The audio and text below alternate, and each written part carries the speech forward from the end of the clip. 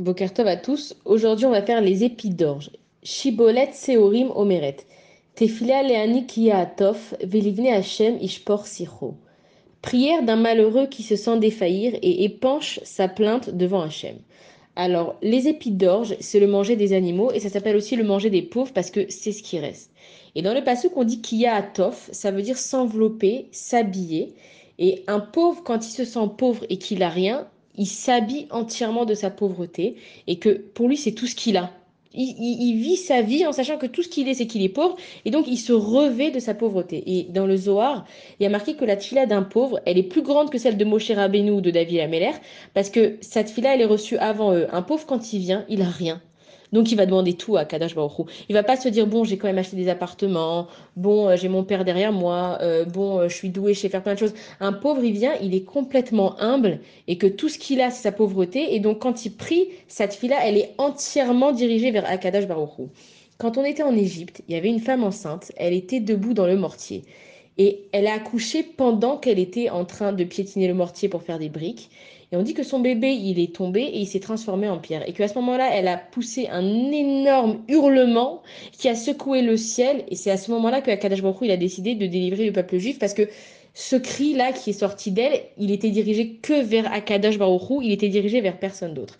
Et on raconte l'histoire d'un monsieur qui était en haut d'une tour. Et la tour, elle était en feu. Et comme il était très très haut, personne n'avait remarqué qu'il y avait le feu. Il était coincé. Donc qu'est-ce qu'il a fait? Il s'est dit, il faut que j'avertisse les gens en bas. Alors il a commencé à jeter des dollars. Il sait que les gens, ils aiment l'argent. Il s'est dit, je vais jeter des dollars. Les gens, ils vont regarder ce qui arrive. Alors il a jeté des dollars. Et tout d'un coup, les gens, ils ont vu qu'il pleuvait des dollars. Donc les gens ils sont venus et chacun il était occupé à ramasser le plus de dollars possible et donc le gars il s'est dit non non là les dollars ça marche pas du tout, il me regarde pas. Et le gars il s'est dit bon alors je vais commencer à jeter des grandes feuilles. Alors il commence à jeter des grandes feuilles et les gens ils se sont dit ah tiens ça doit être un coup de publicité pour un certain bureau et ils ont passé leur route. Et là le gars il a dit alors il faut que je tape plus fort, il a commencé à jeter son siège, son ordinateur, une porte d'armoire. Et là les gens ils ont dit ouais c'est qu'est-ce qui se passe, qui c'est qui jette des trucs de là-haut et ils ont levé les yeux pour voir qu'est-ce qui se passait.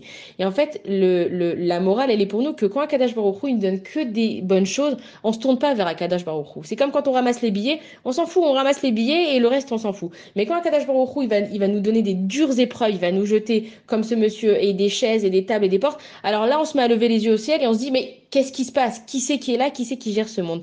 Et donc, les épis d'orge, ils sont en train de nous apprendre qu'il n'y a pas de fatalité dans la vie. Ça veut dire que quand on a une épreuve, le pire, c'est de s'habituer à cette épreuve. Le pire, c'est de se dire, bon, bah, de toute façon, moi, c'est ma vie, c'est comme ça, j'ai toujours été comme ça et je serai toujours comme ça.